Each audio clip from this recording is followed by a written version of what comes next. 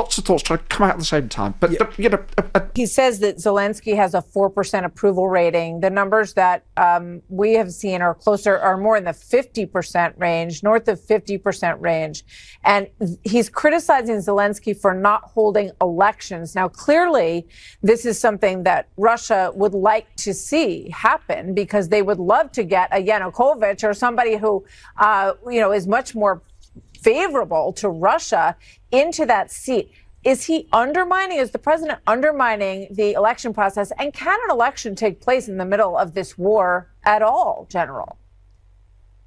Well, a couple of things. Yeah, Zelensky's polling as of February this month is 57% favorable. It was 52 in December. I mean, it was in the 90s in 22 when the war started. But obviously, he's got very favorable ratings. Look at the Constitution that Ukraine has prohibits elections when you declare martial law because of a state of war takes place. And obviously, the incumbent who is trying to run a war to be involved in an election and bringing people together in primaries and other elections puts the people at risk. There's two other parts of that martial law. If you're 18 to 60 years of age and a male, you can't leave the country. And also they're curbing civil liberties, particularly freedom of movement, by curfews in the contested areas.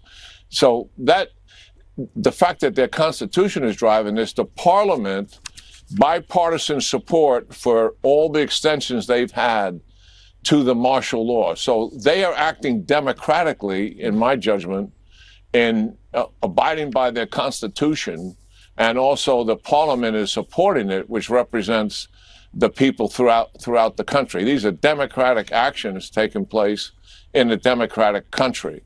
I don't believe we should try and push elections on Zelenskyy during the middle of this war. I think if there is a peace agreement, I think Zelenskyy and others and the people themselves will demand an election, and it would likely take place assuming the peace agreement has some real legs to it. When even Fox News is calling out Donald Trump's bollocks, you know it's bad.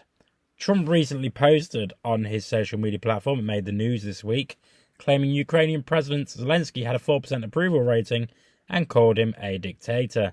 This is coming from the guy who incited a mob that stormed the Capitol. Here's the Achilles heel, darlings.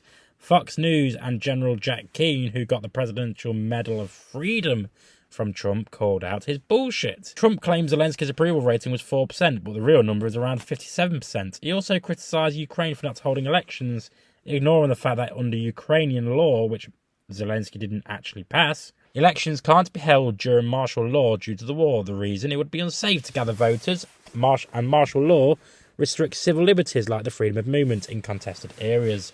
Plus, Ukraine's parliament, representing the people, supports the extension of martial law, making this a democratic decision during an existential crisis. Trump's comments sound like they were scripted in the Kremlin. Why? Because Russia would love nothing more than an election in Ukraine right now. They could flood social media with propaganda, support a pro-Kremlin candidate, and undermine Ukraine from within. If a pro-Russian leader won, the war would end instantly because they'll just surrender to Putin. We've seen this playbook before. Russia did it in Romania, boosting pro-Russian candidates through social media manipulation. But let's be real, Trump isn't calling for elections in Ukraine because he cares about democracy. He's doing it to help his buddy Putin. Trump wants to normalise relations with Russia, not for peace, but to make money, probably through business deals. This isn't about supporting Ukraine or democracy, it's about profit and it's about power. What's mind-blowing is the logistical absurdity. Will the elections even be held? In occupied territories? In conflict zones? Does Trump even know who controls what areas? None of it makes any kind of fucking sense because it's not meant to.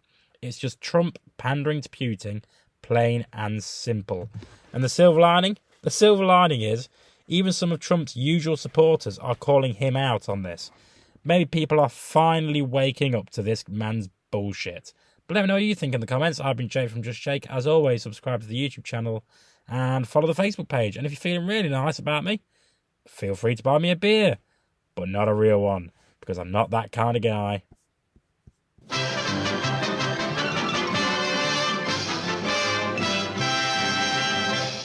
You actually made it to the end of the video. If you would like to subscribe to the channel, which, why haven't you already, is somewhere over there.